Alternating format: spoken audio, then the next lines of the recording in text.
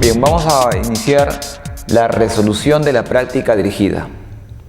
En el problema número 1 nos solicitan determinar la atomicidad de un compuesto orgánico que contiene carbono, hidrógeno y oxígeno.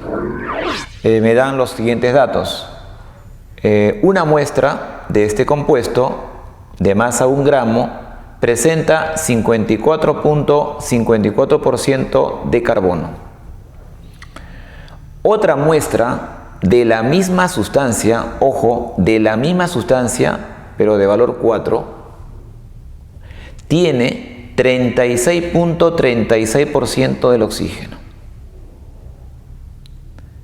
También nos dan como dato que la masa molar del compuesto que no conocemos, la masa molar, se encuentra entre 85 gramos por mol y 90 gramos por mol. No, puede ser 87, 88 o de repente un número decimal, no lo sabemos en realidad. Esta información nos va a servir para conocer la verdadera fórmula del compuesto, ya que cuando te dan a ti problemas con porcentaje, generalmente tenemos que hallar la fórmula empírica, ¿no? La expresión mínima, ¿no?, de una verdadera fórmula. Este problema es muy interesante. Este problema tiene que ver con la ley de Joseph-Proust, la ley de las proporciones definidas. Si tú recuerdas la teoría, decía de que conociendo la proporción en masa de los elementos que forman parte de un compuesto, esa proporción no va a cambiar. Va a ser constante indistintamente si tengas diferentes cantidades del mismo. Vale decir que si yo tengo 1 gramo del compuesto, o tengo 4 gramos del compuesto, o tengo 10 gramos, medio gramo, 1 tonelada del compuesto, ojo, químicamente puro, estos porcentajes no van a cambiar. Va a ser el mismo. Entonces, en la resolución ponemos eso. Por ley de las proporciones definidas, en cualquier cantidad de muestra del compuesto, su composición centesimal es la misma.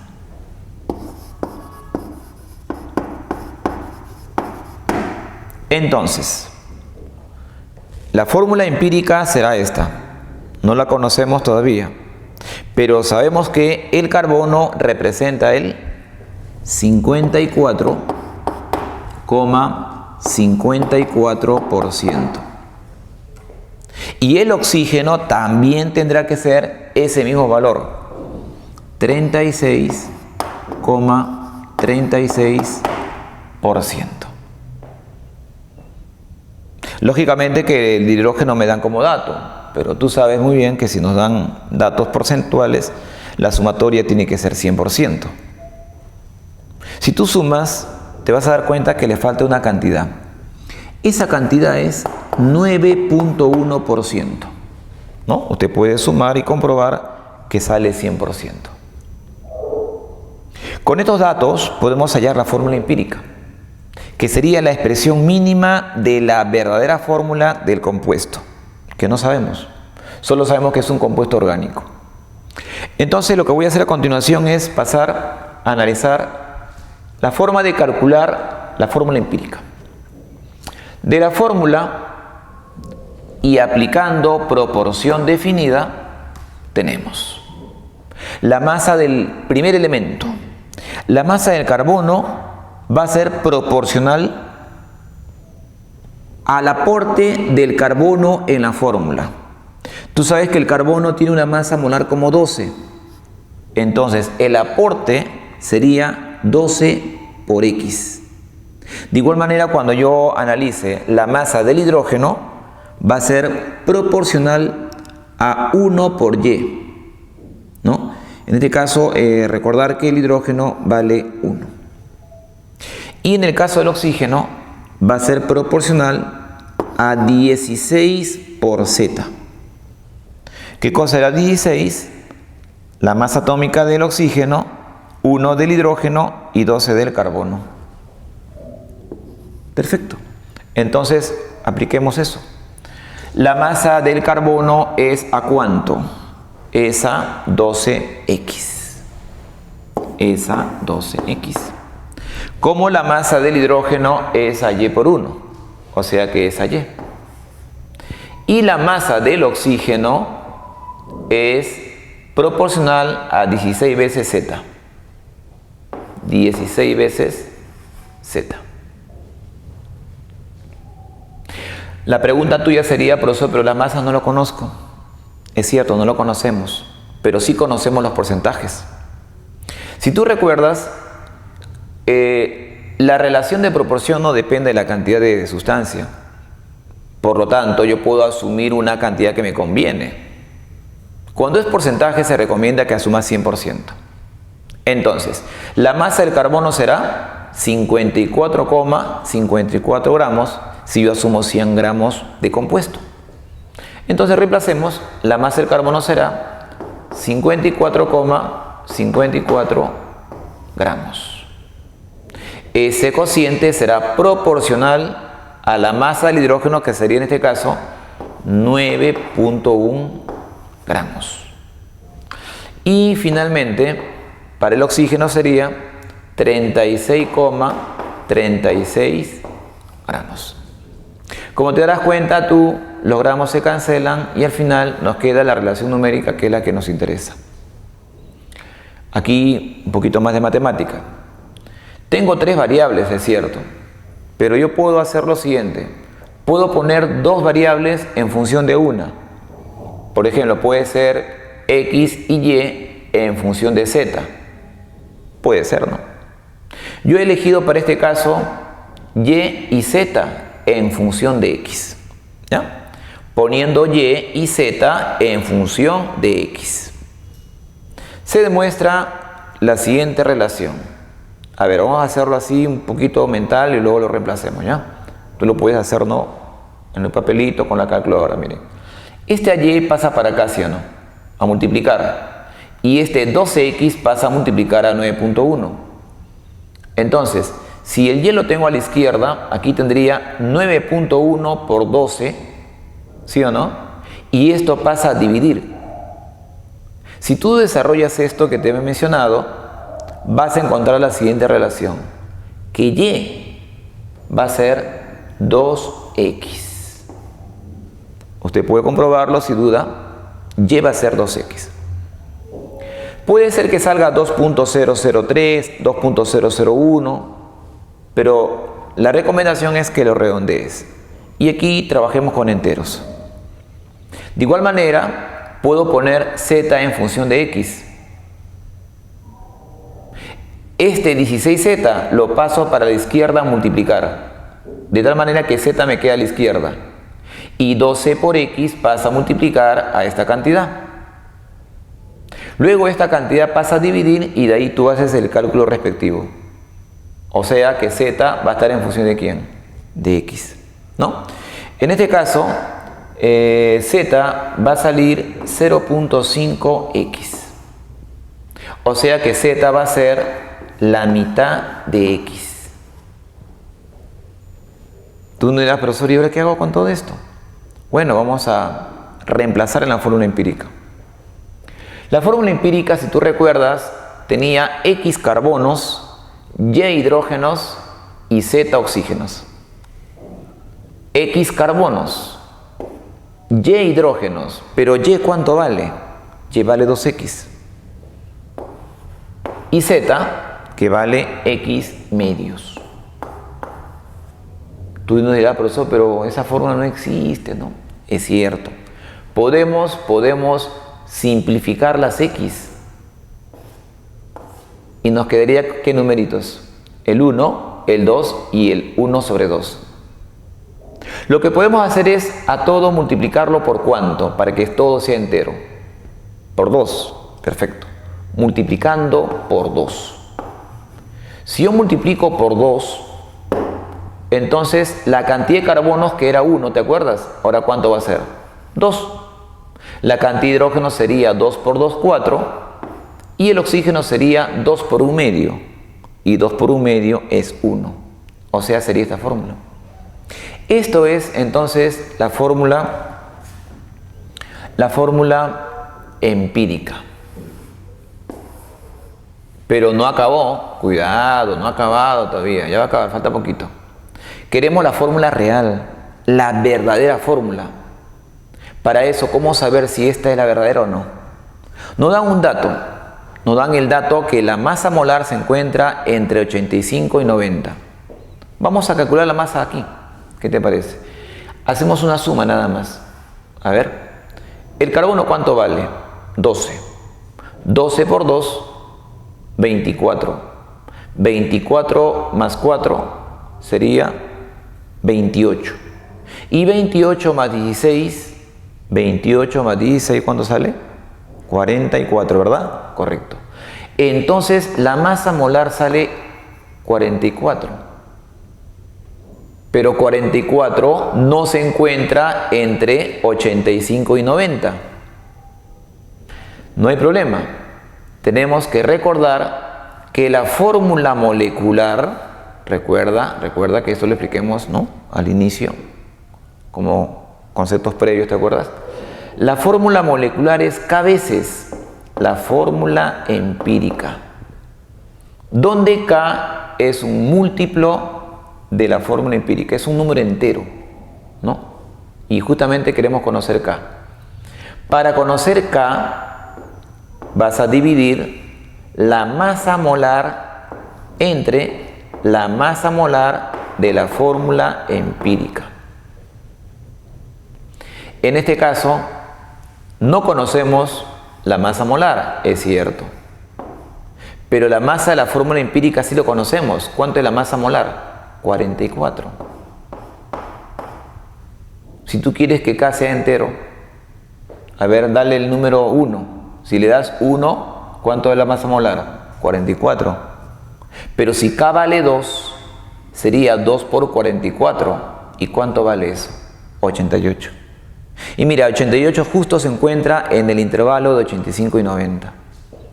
Entonces tú vas a decir finalmente, si K es igual a 2, entonces la masa molar sería 2 por 44, o sea, 88 gramos por mol. Bien, todavía no acaba, ya va a acabar. K es igual a 2, perfecto. Significa que la fórmula molecular sería 2 veces la fórmula empírica. La fórmula molecular es el doble de la empírica, pero la empírica es carbono 2, hidrógeno 4, oxígeno 1. Entonces la fórmula molecular sería carbono 4, hidrógeno 8, oxígeno 2. Ahora sí, ¿qué nos piden? Atomicidad, perfecto. La atomicidad es la suma de átomos. Tengo 4 carbonos, 8 hidrógenos y 2 oxígenos. Respuesta, 14. Es una molécula tetradecatómica.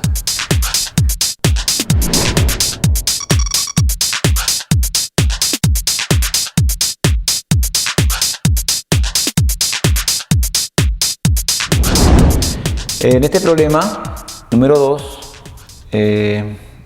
bastante interesante, a diferencia de los ejemplos que hemos visto, ¿no?, en clase, tenemos 3 datos. Tenemos 25 moles de dióxido de azufre, 13 moles del oxígeno y 25 moles del agua. La pregunta que nos hacen es, ¿el reactivo en exceso quién es? ¿Quién es? Bueno, para conocer eso tenemos que primero identificar al reactivo limitante. Acá tenemos 3 reactantes. Entonces, si me piden el reactivo en exceso, todo apunta que debe ser 1, ¿no?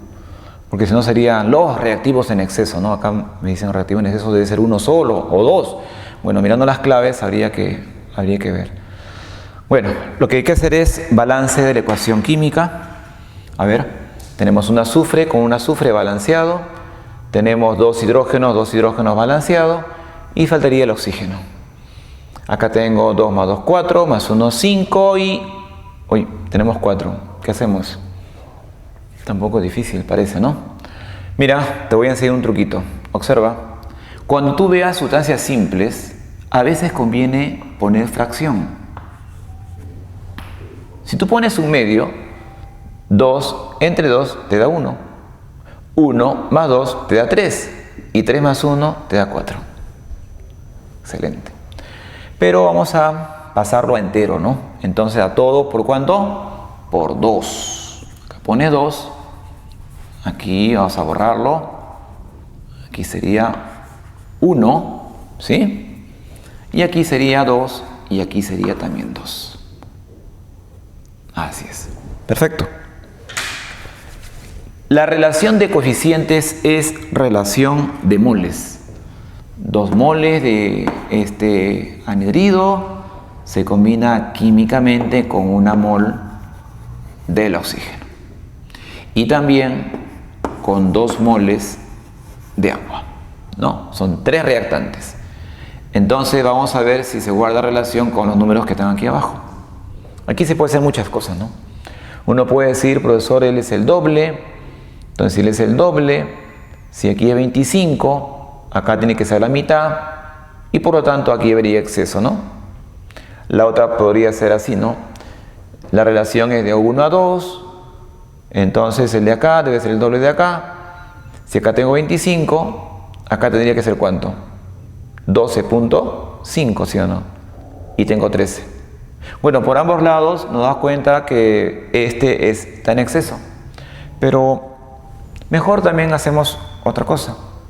Recuerda que el reactivo limitante es el que se encuentra en menor cociente. Entonces hacemos eso. No antes recordar que estas cantidades, ¿cómo se van a llamar? Cantidades dato. Y estas otras cantidades estequiométricas. Ese cociente es dividir para cada sustancia la cantidad dato y la cantidad estequiométrica. Entonces, el reactivo limitante es el que tiene menor cociente. Comencemos para este compuesto. El dato de él es 25 moles. ¿Y su estequiométrico cuánto es? 2 moles. Si tú haces la división, resulta ser ¿cuánto? 12,5. Listo. Para el oxígeno, el dato del oxígeno es 13 moles. Oxígeno. Y el estequiométrico es 1. Si te das cuenta, aquí cuando sale 13. Pero en el caso del agua, dato del agua, ¿cuánto es? 25. Y el estequiométrico, ¿cuánto vale? 2. Si te das cuenta, también sale 12,5.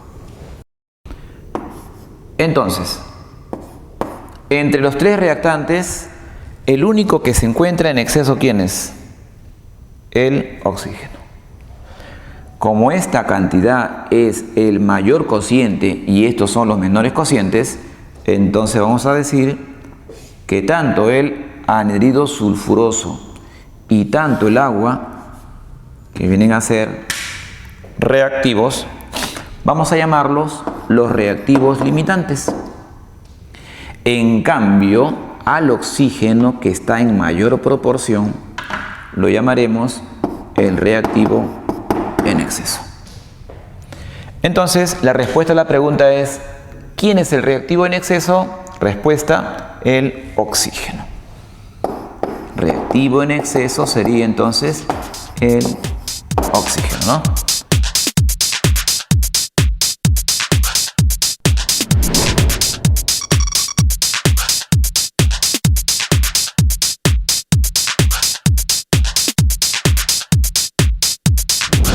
Problema número 3.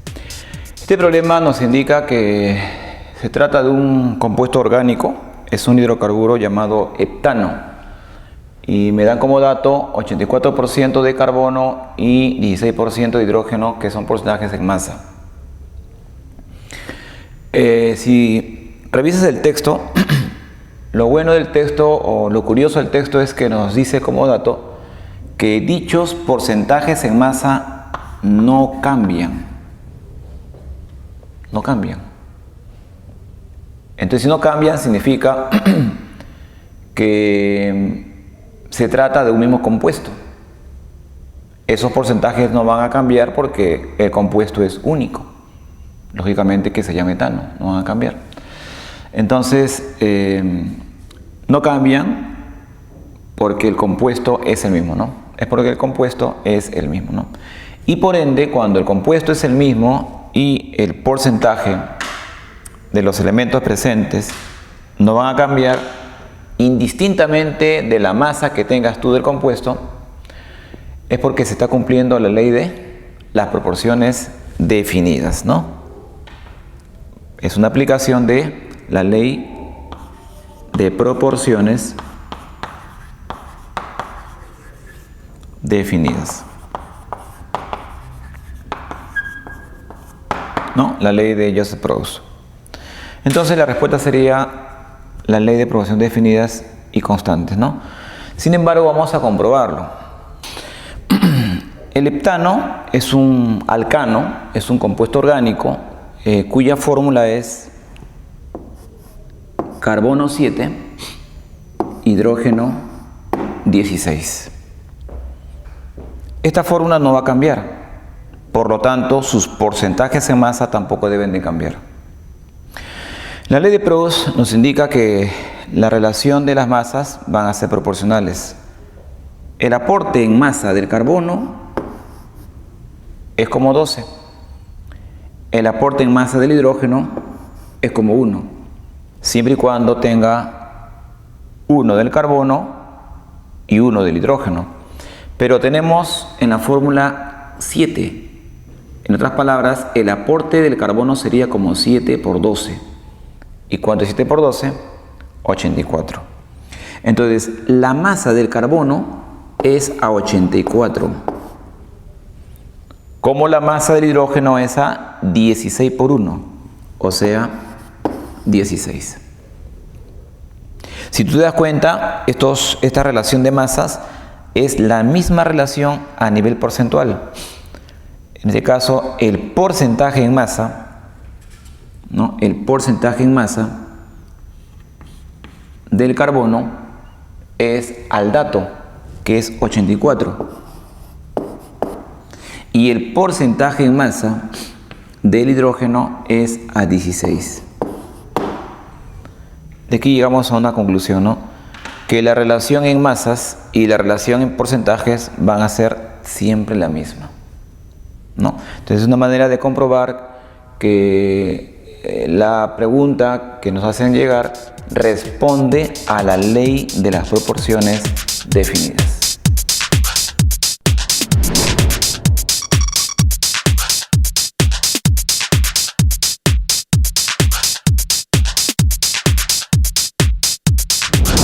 Problema número 4. En este problema tenemos una muestra que contiene dos compuestos químicos, ¿no?, ya definidos, el carbonato de calcio y el óxido de calcio. Sin embargo, también tenemos impureza, ¿no?, que lo he puesto de esta manera. Me dan como dato que la impureza representa el 20%, la impureza. Y la masa total de la mezcla es 100 gramos. El enunciado dice que si calentamos esta masa sólida, ¿no?, se pierde, durante dicho calentamiento se pierde 20 gramos. Se pide porcentaje en masa del óxido de calcio presente en esa muestra impura. Bueno, para analizar el problema, aquí nos hacemos una pregunta, ¿no? ¿Qué es lo que ocurre? Dice se pierde 20 gramos. En este caso vamos a suponer, y eso también es importante que lo tengas tú en cuenta, de lo contrario sería un poco difícil dar resolución a la pregunta, al problema.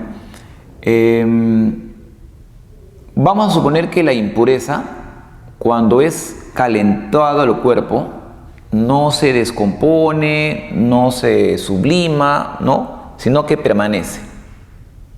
En otras palabras, si se pierde 20 gramos de masa, es porque cuando se calienta el cuerpo sólido, debe de salir un gas, ¿no? Para que de esa manera, cuando yo haga la masa final, yo lo pese, la diferencia lógicamente va a ser 20, porque dice que se pierde 20 gramos producto de este calentamiento. Bueno, en este caso, cuando se calienta a esta mezcla, la cal viva no va a reaccionar, pero el carbonato de calcio sí. Inclusive hay una reacción que tú tienes que tenerla en cuenta. El carbonato de calcio, que es un sólido, cuando es calentado, se convierte en cal viva y en anhidro carbónico. Este anhidro carbónico es una sustancia gaseosa, mientras que la cal viva y el carbonato son cuerpos sólidos. Son cuerpos sólidos. Entonces uno se pone a analizar. El calentamiento provoca que el carbonato se descomponga y se convierta en cal. Y se libera un gas que es el anhídrido carbónico. Justamente este gas que se está liberando tiene que ver con la masa que ha disminuido, ¿no? Dice, se pierde 20 gramos. En otras palabras, lo que yo conozco es la masa del dióxido de carbono. La masa de este compuesto es lo que se ha perdido. Pero se ha perdido a partir de una masa de carbonato, que no sabemos cuánto es, pero lo puedo conocer. Esta masa de carbonato lo puedo conocer a partir de los 20 gramos. Para eso, aplicando estequiometría, la ecuación debe estar balanceada y pondríamos 1, 1 y 1, ¿no? Como tú puedes comprobar, está balanceado. Como me dan peso atómico, me dan la masa molar, ¿no? La masa molar es la sumatoria de los pesos atómicos. En este caso es 100 para el carbonato y para el anhídrido carbónico es 44, ¿no? 32 más 12.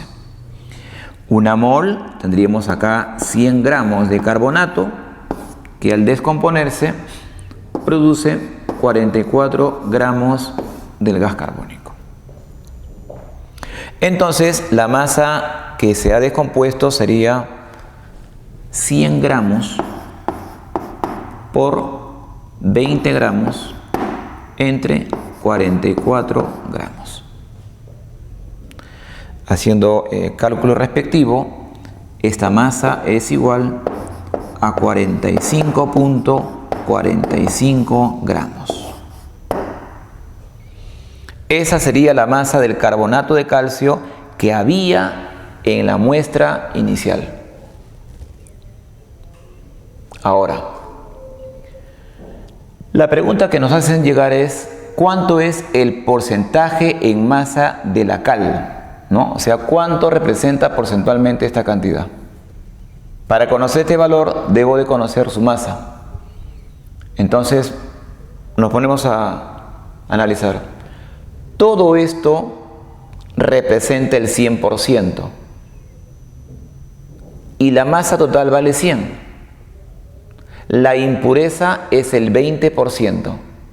Entonces, el 20% de 100 es 20. Significa que yo tengo en mi muestra inicial 20 gramos de impureza. Por lo tanto, la masa de carbonato más la masa de la cal sería ¿cuánto?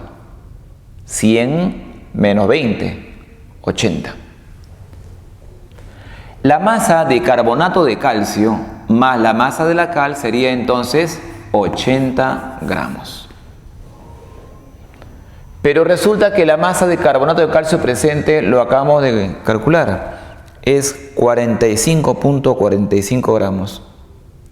Entonces, a 80 le debo restar 45.45.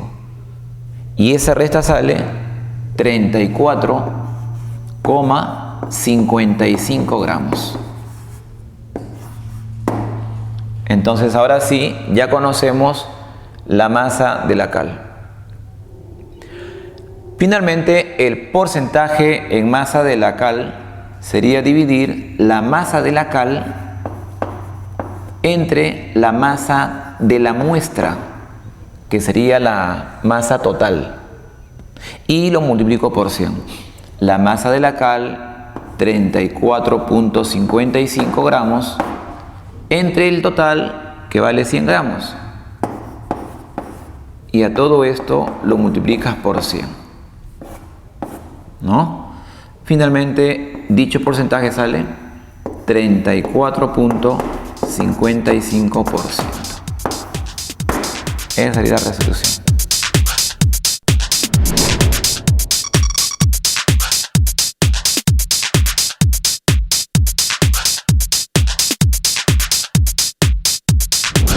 Problema 5.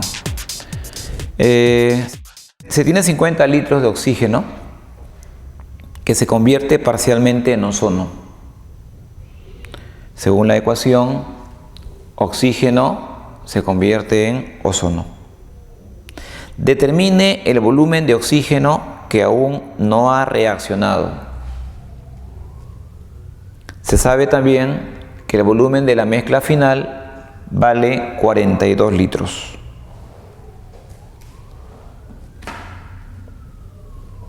Dato: volumen del oxígeno 50 litros. Pero hay un dato importante: se convierte parcialmente en ozono. O sea que una cantidad no reacciona y una cantidad sí reacciona. Justo la pregunta dice: ¿cuánto es el volumen del oxígeno que aún no ha reaccionado? Al final de la mezcla, su volumen es 42 litros. Entonces, vamos a hacer el siguiente esquema. El oxígeno se convierte en ozono. Yo voy a tener datos iniciales que le voy a llamar volumen inicial. O sea, volumen inicial sería en este caso el volumen del oxígeno. Luego el oxígeno, conforme va reaccionando, va formando productos, ¿no? Ese producto sería el ozono, pero él se va consumiendo. El consumo del oxígeno, no te olvides, debe ser proporcional a la formación del ozono. Eso lo voy a utilizar en la segunda horizontal. Y en la tercera vamos a conocer el volumen final de cada uno de ellos. Al final, la mezcla estará formada por el ozono más el oxígeno que queda en exceso. Lógicamente, no te olvides que la ecuación debe estar balanceada. Si aquí es 2 y aquí es 3, aquí ¿cuánto pondrías? 2 y aquí pondrías 3. Estaría balanceado. ¿Cuánto es el volumen inicial del oxígeno? 50. Entonces mira, si acá tú pones 50 litros, eso es lo que tú tenías inicialmente. Del ozono no lo sé. Todavía no lo sé porque recuerda, estamos en la condición inicial. Se entiende que esta cantidad va a disminuir. Ahora, yo no sé cuánto reacciona, no lo sé. Yo puedo poner una variable, ¿no? Puedo poner una variable de repente X. Y conociendo este número X, yo puedo conocer cuánto se obtiene de él, ¿no? Recuerda que tenemos que hacer uso de ¿qué? De la ley volumétrica. La ley volumétrica me dice que por cada 3 litros de oxígeno se forma 2 litros de ozono. Entonces, vamos a suponer lo siguiente. Vamos a suponer que se consume 3 unidades de volúmenes del oxígeno. Entonces, el volumen del oxígeno que reacciona sería el volumen del oxígeno que se ha consumido. Para nosotros, ¿cuánto vale? 3 por B. ¿Está correcto? Pero ¿cuál es la pregunta que nos hacen llegar? ¿Cuánto es el volumen del oxígeno que aún no reacciona? Entonces, el volumen del oxígeno que no reacciona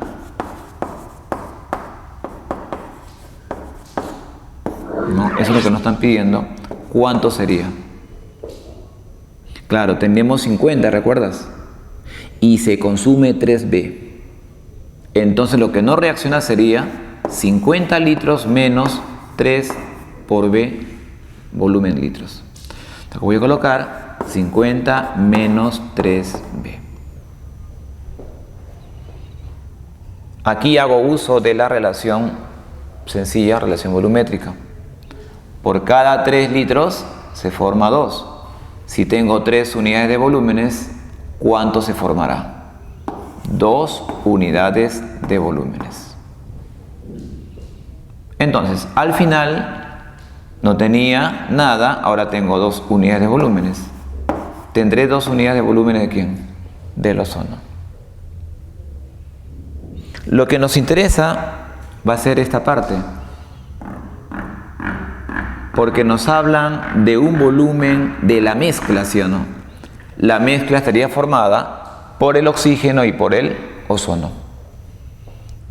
Para que tengamos idea, voy a hacer lo siguiente.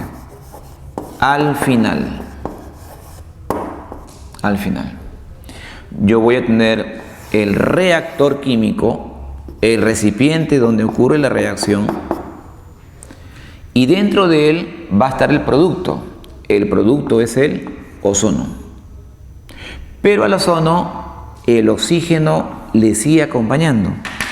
Es el oxígeno que no ha reaccionado, recuerda. Yo tengo volumen de él y tengo volumen de él. El volumen del ozono, ¿cuánto vale? 2V. Y el volumen del oxígeno, 50 menos 3B. Listo. Sin embargo, el volumen de la mezcla final lo tenemos como dato. Vale 42. Entonces, el volumen total final es 42 litros. ¿Qué cosa tenemos que hacer acá? Aplicar una ley de las mezclas de los gases, que dice que la suma de volúmenes parciales es el volumen de la mezcla final. Vámonos para allá. Entonces, se cumple, decimos, se cumple en esta mezcla que el volumen del oxígeno más el volumen del ozono es el volumen de la mezcla final. El volumen del oxígeno, ¿cuánto vale? 50 menos 3V. Y el volumen del ozono es 2V. Entonces, ¿cuánto es el volumen final? 42 litros. A ver, vamos a resolver. 50 menos V es igual a 42. Resolviendo, V, ¿cuánto vale? 8 litros. ¿Esa es la respuesta? No, ten cuidado. ¿Qué nos están pidiendo nosotros? El volumen que no ha reaccionado. Entonces digo por acá, por lo tanto, el volumen de oxígeno que no reacciona, vamos a abreviarlo para colocar la palabra reacción, sería 50 menos 3 veces el volumen, que vale 8. 50 menos ¿cuánto? Menos 24, ¿no? Y esto vale 26. La respuesta sería 26 litros.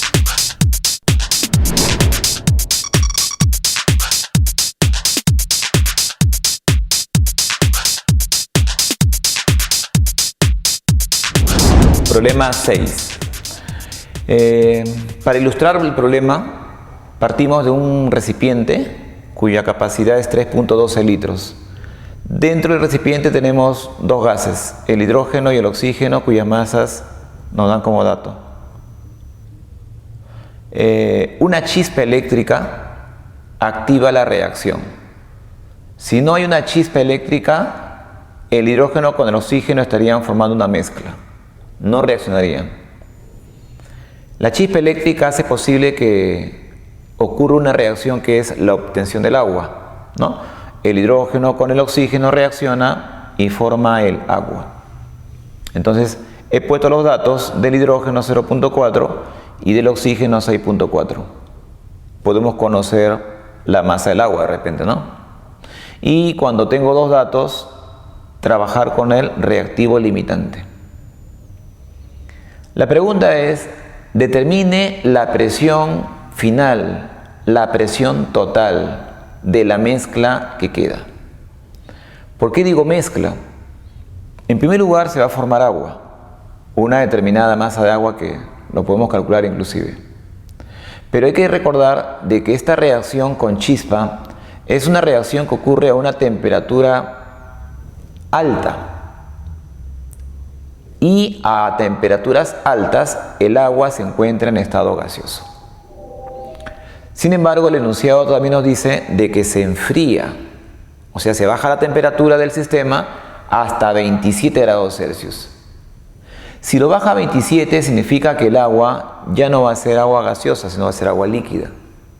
Y si es agua líquida significa que el agua va a condensar. Repito, el hidrógeno con el oxígeno va a formar agua. Esta agua inicialmente estaba en estado gaseoso, muy caliente. Pero debido a que hubo un enfriamiento, el agua va a condensar. ¿Está correcto? El agua va a condensar. Sin embargo, va a haber una cantidad de agua que no lo va a hacer. O sea, que va a quedar en estado gaseoso. Para eso tenemos un dato importante. Me dicen que la presión de vapor máxima, presión de vapor de saturación, ¿no?, es 26.7 milímetros de mercurio. En otras palabras, hay una masa de agua en estado gaseoso y también una masa de agua que ha condensado. Se sobreentiende que la suma de las dos, la masa del agua que sigue como gas y la masa condensada, debe ser la masa que deberíamos obtener.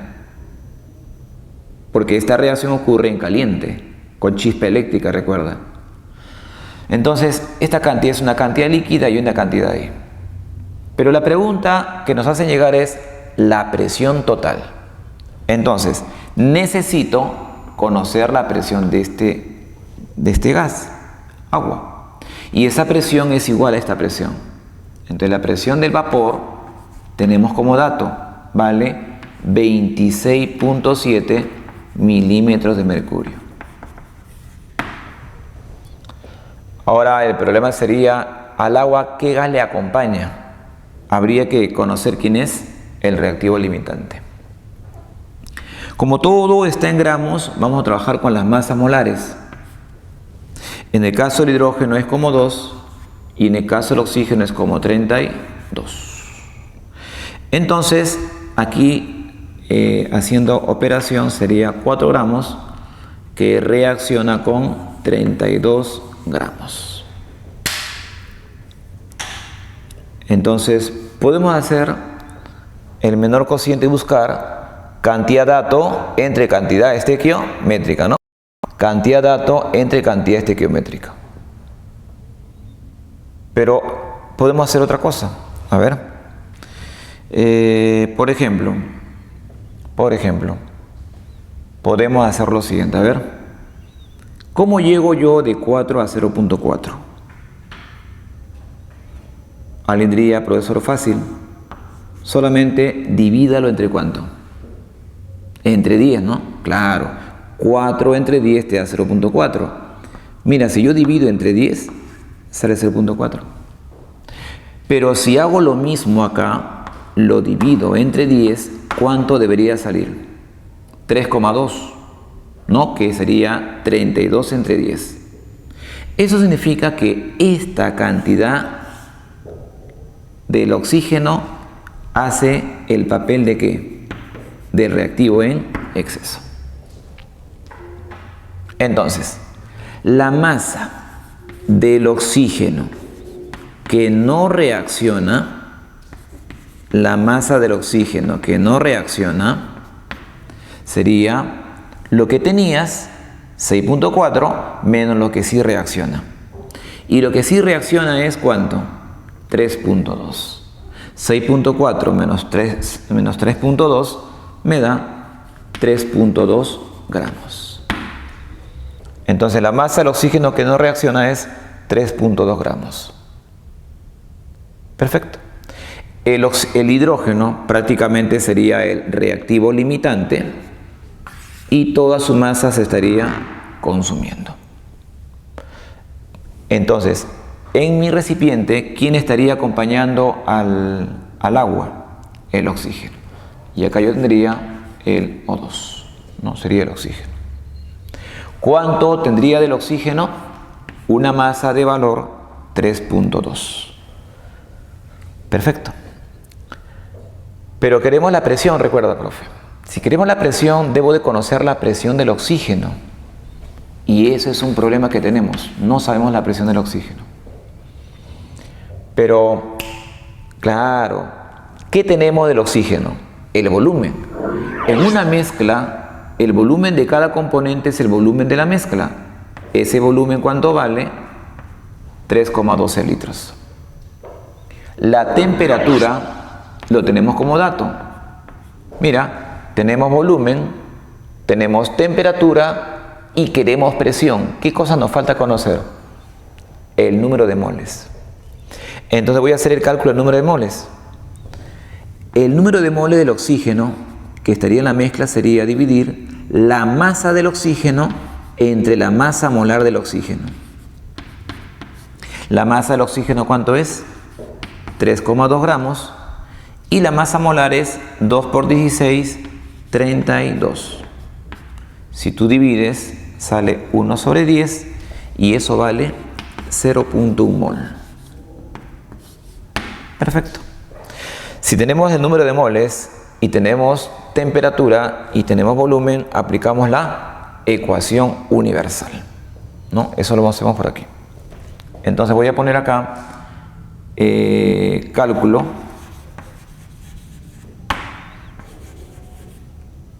en este caso sería cálculo de la presión parcial del oxígeno,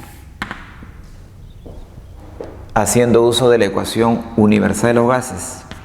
Decimos presión por volumen es igual a R por T por N. Entonces la presión del oxígeno sería ¿cuánto? Sería RT por N entre B. R es el valor de 0.082 porque está en atmósferas. La temperatura es 27, pero recuerda que la temperatura tiene que estar en ¿qué escala? Kelvin. Entonces, esta temperatura, que es 27, equivale a 300 Kelvin. Entonces acá yo pondría 300 Kelvin.